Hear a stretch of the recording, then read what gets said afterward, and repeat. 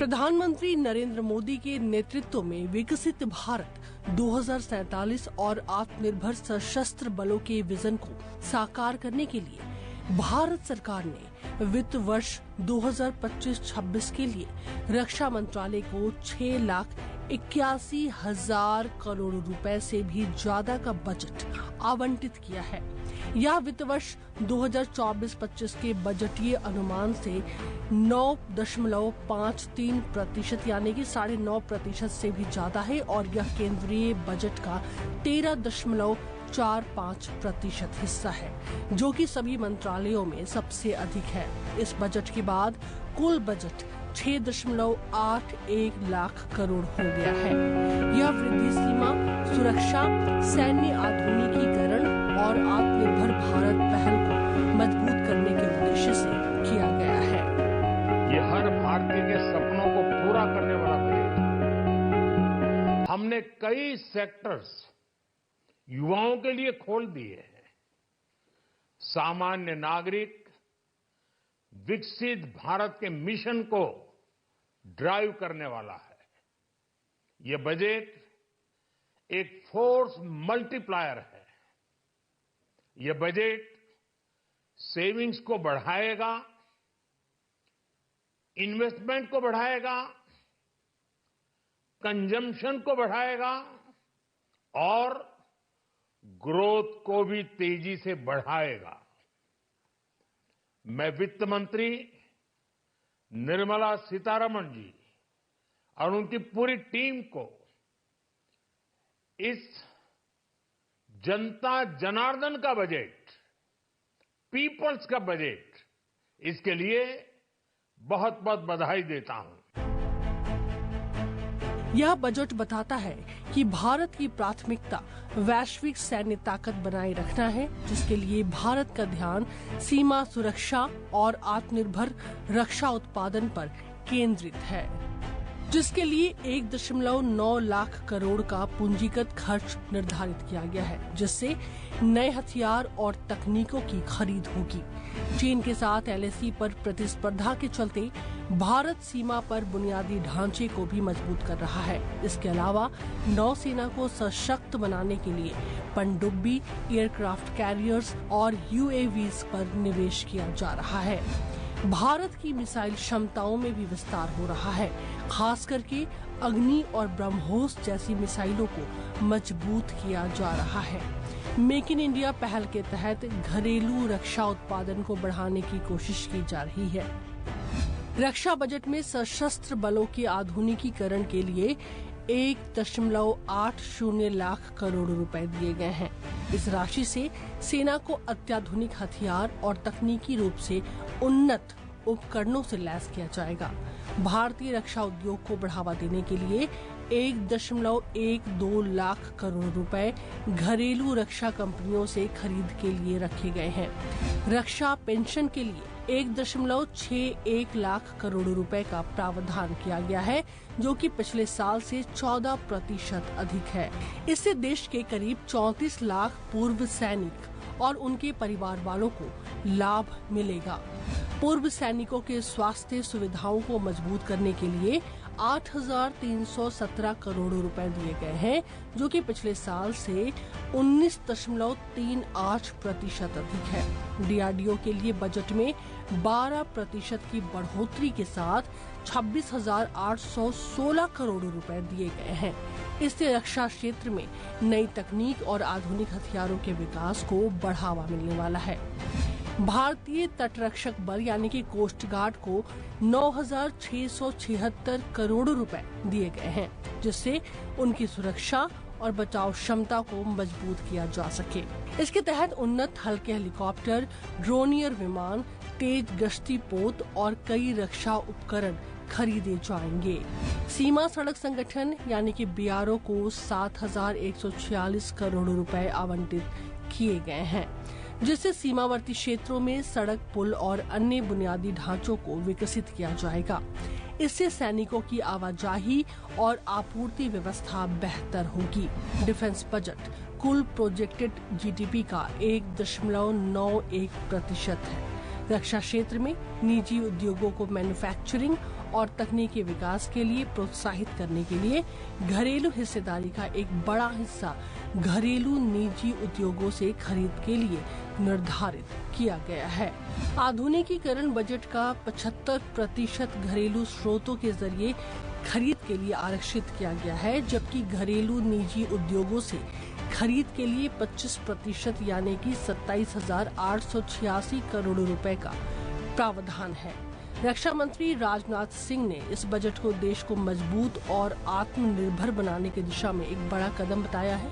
उनका कहना है कि यह बजट युवा, किसान, महिला और समाज के सभी वर्गों के विकास को बढ़ावा दे रहा है। प्रधानमंत्री नरेंद्र मोदी के विकसित भारत 2047 के लक्ष्य को पूरा करने के लिए यह बजट महत्वपूर्ण भूमिका निभाएगा। हमारे प्रधानमंत्री मोदी जी का जो विकसित भारत का स्वप्न है उसे साकार करने की दृष्टि से वित्त मंत्री श्रीमती निर्मला सीतारमण जी ने जो यह बजट प्रस्तुत किया है, ये अपने में शानदार बजट है।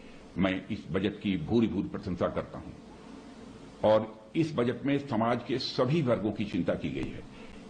यह बजट युवा, गरीब, किसान, नारी और समाज के सभी वर्गों और सेक्टर्स के विकास को बढ़ावा देने वाला है और खासकर मध्यम वर्ग के जो लोग हैं उनके योगदान को भी मान्यता देते हुए यह बजट मैं कहूं अभूतपूर्व तोहफा लेकर आया है, तो यह कहना अतिशयोक्ति नहीं होगी। मैं पुनः एक बार इसके लिए माननीय प्रधानमंत्री जी और निर्मला जी के इस शानदार बजट के लिए मैं हार्दिक बधाई देता हूं। वित्तीय वर्ष 2025-26 के बजट में डिफेंस मिनिस्ट्री को 6,81,000 करोड़ से अधिक का एलोकेशन किया गया है, जो पिछले साल के बजट एलोकेशन से लगभग 9.5% अधिक है। और डिफेंस फोर्सेस का मॉडर्नाइजेशन ये हमारी सरकार की प्राथमिकता रही है और इसके लिए भी 2025-26 में 1,80,000 करोड़ रुपए का कैपिटल एलोकेशन किया गया है, जो हमारी सेनाओं की क्षमता को पहले से कहीं और अधिक बढ़ाएगा। और पिछले वर्ष के तरह ही डिफेंस मॉडर्नाइजेशन बजट का 75% हिस्सा डोमेस्टिक इंडस्ट्री से प्रोक्योरमेंट में खर्च किया जाएगा और भूतपूर्व सैनिकों और उनके परिवारजनों को पेंशन और स्वास्थ्य सेवाओं के लिए इस बजट में पर्याप्त प्राविधान किए गए हैं। पिछले वित्तीय वर्ष की तुलना में बॉर्डर इंफ्रास्ट्रक्चर के लिए 10% की वृद्धि की गई है और कोस्ट गार्ड के लिए भी 43% यानी 43% की यह कैपिटल बजट को बढ़ाया गया है। सब मिलाजुलाकर इस बजट के बारे में मैं कहूं तो यह प्रधानमंत्री जी के विकसित भारत के स्वप्न को पूरा करने वाला यह बजट है। 2024 के अंतरिम बजट में उपकरण और शस्त्र खरीदी के लिए दिए गए लगभग 12,500 करोड़ रुपए रक्षा मंत्रालय ने वित्त मंत्रालय को लौटा दिए हैं। इससे यह बात सामने आती है कि सेनाओं के लिए उपकरण खरीदी में तेजी लाई जानी चाहिए और रक्षा मंत्रालय की भी कोशिश है कि इसमें कोई देरी न हो। सेना की वर्तमान जरूरतों को देखते हुए ऊंचे दर्जे के आधुनिक उपकरण खरीदने में तत्परता दिखाई जा रही है। इसे लेकर जो भी अनुबंध हैं, उन्हें समय रहते पूरा किया जाना है। भारत के स्वदेशी रक्षा संयंत्र काफी सक्षम है और निजी क्षेत्र में अच्छी गुणवत्ता की रक्षा सामग्री का निर्माण हो रहा है। प्रयास है कि क्षमता को बढ़ाकर लगभग 3/4 खरीदी उनसे की जाएगी। इससे रक्षा सामग्री बनाने वाली इकाइयों में लोगों को रोजगार मिलेगा और इन इकाइयों की क्षमता और मजबूत होगी। 2025 की शुरुआत में ही रक्षा मंत्री ने साफ किया था कि यह साल ईयर ऑफ रिफॉर्म पर फोकस रहेगा। यह समय सेना में सबसे बड़े रिफॉर्म्स हो रहे हैं। इंटीग्रेटेड थिएटर कमांड के गठन को लेकर बात किया जाए, जिसके तहत सेना के नए सिरे से कमांड बनाए जाने पर चर्चा जारी है। तीनों सेना के बीच तालमेल बनाना, एक दूसरे के साजो सामान का साझा इस्तेमाल करना थिएटर कमांड सेना के ऑपरेशन खर्चे को भी कम करेगा और हमेशा जंग के लिए एक साथ तीनों सेनाएं हमारी तैयार रहेंगी। 2 साल पहले तक बजट में तीनों अंगों के कैपिटल खर्च का अलग अलग ब्यौरा होता था। पिछले साल से यह ब्यौरा बंद कर दिया गया है। अब इसमें इंटीग्रेशन दिखाई दे रहा है। रक्षा बजट में कई प्रमुख क्षेत्रों के लिए खास आवंटन किया गया है। विमान और एरो इंजन के लिए 48,000 करोड़ रुपए से ज्यादा, नौसेना के बेड़े के लिए 24,000 करोड़ से ज्यादा, नेवल डॉकयार्ड प्रोजेक्ट के लिए 4500 करोड़ और स्पेशल प्रोजेक्ट के लिए 1731 करोड़ रुपए रखे गए हैं। हैवी और मीडियम व्हीकल के लिए 3,650 करोड़ रुपए और सैन्य उपकरण के लिए 63,000 करोड़ से ज्यादा रुपए दिए गए हैं। बजट में 48,000 करोड़ रुपए से ज्यादा विमान और उनके इंजन खरीदी के लिए रखे गए हैं। देश को वायुसेना के लिए नई स्क्वाड्रन तैयार करनी है और पुराने मिग विमानों को रिटायर कर नए विमान हासिल करने हैं। इसी तरह भारतीय नौसेना को भी अपने बेड़े के लिए फाइटर विमान की तादाद बढ़ानी है। कुछ देशों से खतरे को देखते हुए सैन्य शक्ति बढ़ानी होगी, जिसके लिए समय रहते रक्षा सामग्री हासिल करना जरूरी है।